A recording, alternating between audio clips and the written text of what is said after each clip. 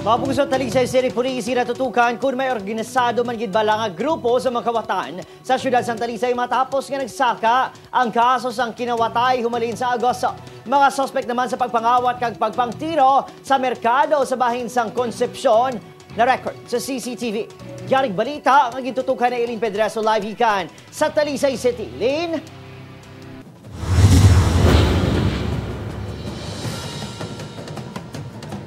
Adrian, padayon nga ginatumod sang kapulisan ng mga sospek na nagtiro sa mag-asawa diri sa merkado sa Barangay Concepcion. Sa CCTV footage nga ini nga eksklusibo nga nakuha sa GMA Regional TV, makita ang pagtingwa sa isa ka lalaki nga gubon ang kandado sa pertahan sa isa ka stall sa merkado sa Barangay Concepcion, Talisay City. May upod ini nga isa pa ka lalaki nga nagaserbe naman nga lookout. Sang tigayon nga nabuksan ang pertahan, madasig nila nga ginsulod sa sako ang ginabulubanta 100,000 pesos nga balor sang sigarilyo, pati sinsilyo nga yara si 50,000 pesos. Makaligad ang pila ka minutos, nagwa kag nagpalapit sa katupad nga bloke ang mga kawatan.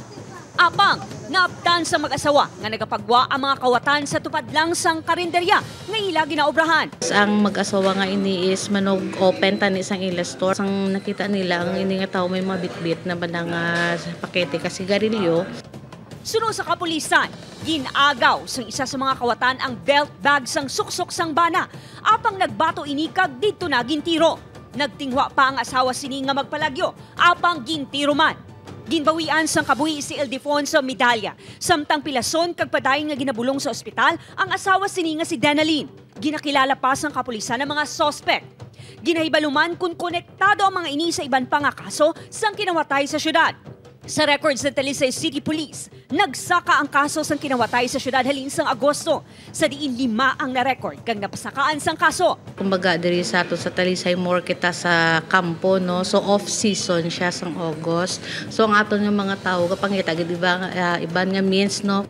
Ginatutukan man kung may yara sang organisado nga grupo sa mga kawatan sa syudad.